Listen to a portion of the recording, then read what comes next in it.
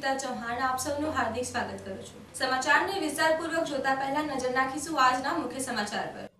વડોદરા શહેરમાં દિવાળીપુરા કલેક્ટર કચેરી ખાતે હાલમાં ભાવનગર ખાતે જે નકલી દારૂને લઈને લઠ્ઠાકાંડ થયો હતો એ બાબતે અમારું લક્ષ્ય સમાનતા, સ્વતંત્રતા, બંધુત્વ છે દ્વારા સ્વયં સૈનિકો જળ જિલ્લા કલેક્ટર ખાતે આવેદનપત્ર આપી રજૂઆત કરી હતી।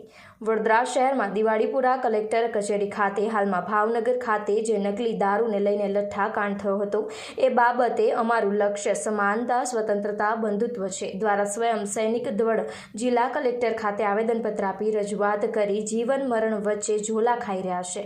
ઘણા તો ડરના માર્યા હોસ્પિટલમાં સારવાર લેવાથી પણ ભાગી રહ્યા છે। પ્રાથમિક તારણોમાં ઝેરી મેથેલોન યુક્ત દારૂ હોવાની વિગતો સામે આવી રહી છે। આ ઘટના માત્ર કોઈ સ્થાનિક ગુનો નથી, પરંતુ રાજ્યમાં વર્ષોથી સમાંતર રીતે ધમધમતા ગેરકાયદેસર નશાના નેટવર્ક અને કાયદાના અમલની ઘોર નિષ્ફળતાની સાક્ષી પૂરે છે।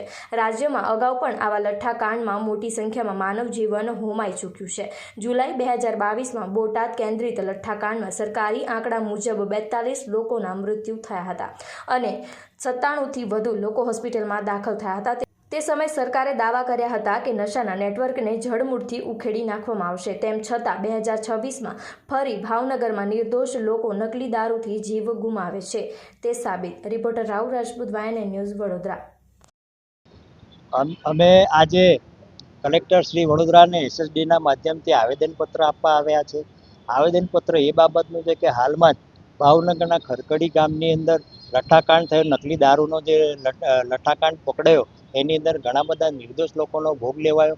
આવો જ લઠ્ઠાકાંડ વારંવાર ગુજરાતમાં ઘણા જિલ્લા શહેરોમાં બની ચૂક્યો છે, જેના નિર્દોષ લોકો ભોગ બન્યા છે।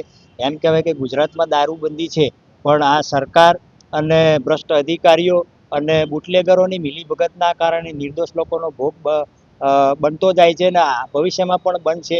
તો આ ભ્રષ્ટાચાર જે બંધ થાય, દરેક બાબતમાં ભ્રષ્ટાચાર ઘૂસી ગયો છે અને આ સીધું સરકારની રેમ નજર હેઠળ, પોલીસ પ્રશાસનની રેમ નજર હેઠળ અને બુટલેગરોના મિલીભગતના કારણે આ બધા ગેરકાયદેસર કૃત્યો બનતા જાય છે। ગુજરાતમાં દરિયાકાંઠે ઘણા બધા ડ્રગ્સ પકડાયા, હાલમાં કચ્છમાં પણ નકલી દારૂ બનાવવાના સાધનો પકડાયા, જેના ભોગ આ નિર્દોષ લોકો, ગુજરાતના લોકો બની રહ્યા છે। તો આ ગુજરાતમાં દારૂબંધી હોવા છતાં આ ભ્રષ્ટ અધિકારીઓ, ભ્રષ્ટ સરકાર અને ભ્રષ્ટ બુટલેગરોના લીધે આ ભોગ બનતા લોકો જે બનતા જાય છે એના પર રોક લગાવવા માટે એમને તાકીદ આપી છે અને આવેદનપત્ર આપી એના લેખિત મૌખિક બંને રજૂઆત કરી છે।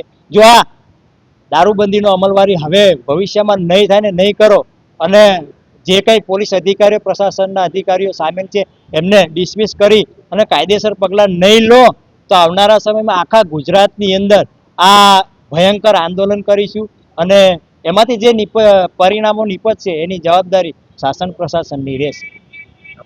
મારું નામ Nilesh Bharati. Subscribe now and press the bell icon. Never miss an update.